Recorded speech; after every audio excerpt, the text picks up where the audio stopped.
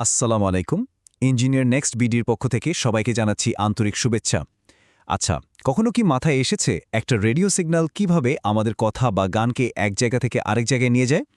এর পেছনের মূল রহস্যটা কিন্তু লুকিয়ে আছে একটা মাত্র সমীকরণে। আর আজকে আমরা কমিউনিকেশন ইঞ্জিনিয়ারিংয়ের সেই খুবই গুরুত্বপূর্ণ টপিক মানে অ্যামপ্লিটিউড মডুলেশন বা এএম ওয়েভের জেনারেল ইকুয়েশনটাকেই একদম ভেঙে চুরে বোঝার চেষ্টা করব। চাকরির পরীক্ষার জন্য এই টপিকটা কিন্তু অসম্ভব জরুরি।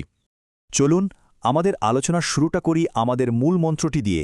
সবসময় মনে রাখতে হবে ডিপ্লোমা ইঞ্জিনিয়ারদের অধিকার, কোনো অনুগ্রহ নয়, এটা আমাদের প্রাপ্য।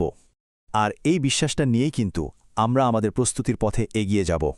তো আজকের আলোচনার মূলে কি থাকছে? আমরা এএম ওয়েভের সেই প্রধান সমীকরণটা বিশ্লেষণ করব, যেটা একটা মডুলেটেড সিগন্যাল কিভাবে তৈরি হয় তার পুরো রহস্যটা খুলে দেয়। ইয়াকিন করুন, চাকরির পরীক্ষায় এখান থেকে প্রায় সময় প্রশ্ন চলে আসে। তাহলে আর দেরি কেন? চলুন এই গুরুত্বপূর্ণ সমীকরণের গভীরে ডুব দেয়া যাক। স্ক্রিনে যে বিশাল একটা সমীকরণ দেখতে পাচ্ছেন, এটাই হলো আমাদের সেই এএম ওয়েভের জেনারেল ইকুয়েশন। আমি জানি প্রথম দেখায় এটা একটু জটিল আর ভয়ঙ্কর মনে হতে পারে, তাই না? কিন্তু একদমই ভয় পাওয়ার কিছু নেই। আমরা এটাকে ছোট ছোট 3টা অংশে ভাগ করে প্রত্যেকটা চিহ্ন, প্রত্যেকটা অংশের মানে কি তা খুব সহজ করে বোঝার চেষ্টা করব। দেখবেন এই আলোচনার শেষে সমীকরণের প্রত্যেকটা অংশ আপনার কাছে পানির মতো পরিষ্কার হয়ে গেছে। দেখুন, এই পুরো সমীকরণটাকে একবারে বুঝতে যাওয়ার কোনো দরকার নেই। আমরা বরং একে 3টা মূল অংশে ভাগ করে নিই। যদি প্রত্যেকটা অংশকে আলাদা করে বোঝা যায়, তাহলেই দেখবেন পুরো ছবিটা একদম স্পষ্ট হয়ে উঠবে।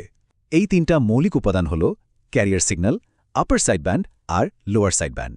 সমীকরণের একদম প্রথম অংশটা হল ক্যারিয়ার সিগন্যাল, যেটাকে আমরা লিখি ইসি কস ওমেগা সিটি দিয়ে। সহজ করে ভাবলে ক্যারিয়ার সিগন্যাল হলো একটা দ্রুতগতির বাহক বা ডেলিভারি ভ্যানের মতো, যেটা আমাদের আসল তথ্য বা মেসেজ সিগন্যালকে পিঠে বসিয়ে অনেক দূরে নিয়ে যায়। এর ফ্রিকোয়েন্সি অনেক বেশি রাখা হয়, কারণটা হলো হাই ফ্রিকোয়েন্সির ওয়েভ খুব কম শক্তি হারিয়ে অনেক দূর পর্যন্ত যেতে পারে। এবার আসি সমীকরণের দ্বিতীয় গুরুত্বপূর্ণ অংশে। এটাকে বলা হয় আপার সাইড ব্যান্ড বা সংক্ষেপে ইউএসবি। এর গাণিতিক রূপটা হল MEC/2 cos omega C plus omega M টি।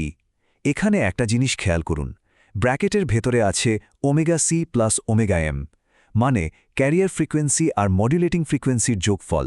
এই যোগফলের কারণেই এই সাইড ব্যান্ডের ফ্রিকোয়েন্সিটা আমাদের মূল ক্যারিয়ারের চেয়ে বেশি হয়।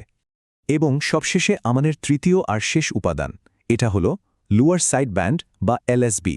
একে প্রকাশ করা হয় MEC/2 cos omega C minus omega MT দিয়ে। ঠিক আপার সাইড ব্যান্ডের উল্টোটা। এখানে ক্যারিয়ার ফ্রিকোয়েন্সি থেকে মডুলেটিং ফ্রিকোয়েন্সি বিয়োগ করা হচ্ছে, আর এ কারণেই এর ফ্রিকোয়েন্সি ক্যারিয়ার ফ্রিকোয়েন্সির চেয়ে কম থাকে। আচ্ছা, মূল আলোচনায় আবার ফেরত যাওয়ার আগে ছোট্ট একটা কথা। এই টপিকগুলো যদি আপনার কাছে সহজ মনে হতে শুরু করে, আর আপনি যদি চাকরির প্রস্তুতির জন্য এমন আরও অনেক গুরুত্বপূর্ণ বিষয়ের সহজ বিশ্লেষণ চান, তাহলে এক মুহূর্ত সময় নিয়ে আমাদের ইঞ্জিনিয়ার নেক্সট বিডি ইউটিউব চ্যানেলটা সাবস্ক্রাইব করে ফেলুন আর আমাদের ফেসবুক গ্রুপে জয়েন করুন। আমরা সেখানে নিয়মিত আলোচনা আর আপডেট দিয়ে থাকি। তো আমরা সমীকরণের 3টা অংশকে চিনে ফেললাম। এবার চলুন প্রত্যেকটা অংশের কিছু নির্দিষ্ট প্যারামিটার, বিশেষ করে এদের অ্যামপ্লিটিউড এবং ফ্রিকোয়েন্সির মানগুলো ঠিক কী হয় তা একটু বিস্তারিতভাবে দেখে নেই। এই মানগুলো থেকে কিন্তু পরীক্ষায় সরাসরি প্রশ্ন আসে, তাই এই অংশটা খুব মন দিয়ে দেখতে হবে।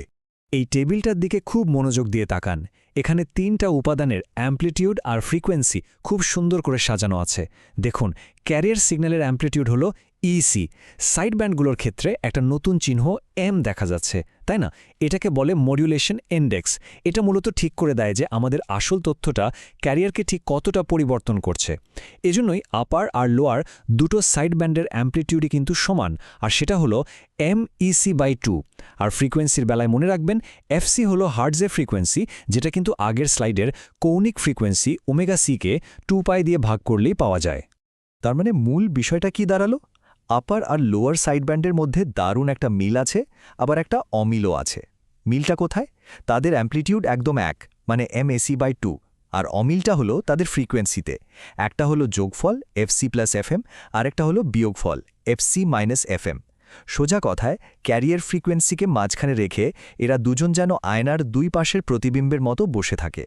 এতক্ষণের আলোচনার পর আমি একদম নিশ্চিত যে এএম ওয়েভের এই জটিল দেখতে সমীকরণটা এখন আপনার কাছে পুরোপুরি পরিষ্কার।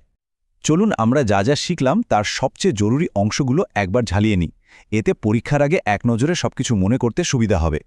তাহলে মনে রাখার মতো বিষয়গুলো কি কি? একটা এম ওয়েভে মোট 3টা অংশ থাকে, ক্যারিয়ার, আপার সাইডব্যান্ড আর লোয়ার সাইডব্যান্ড। 2 ক্যারিয়ারের অ্যাম্প্লিটিউড হল ইসি। 3 আপার এবং লোয়ার দুটো সাইডব্যান্ডেরই অ্যাম্প্লিটিউড সমান, আর তা হল MEC/2। আর সবশেষে আপার সাইডব্যান্ডের ফ্রিকোয়েন্সি হল ফ্রিকোয়েন্সি দুটোর যোগফল FC প্লাস FM, এবং লোয়ার সাইডব্যান্ডের ফ্রিকোয়েন্সি হল তাদের বিয়োগফল FC মাইনাস FM।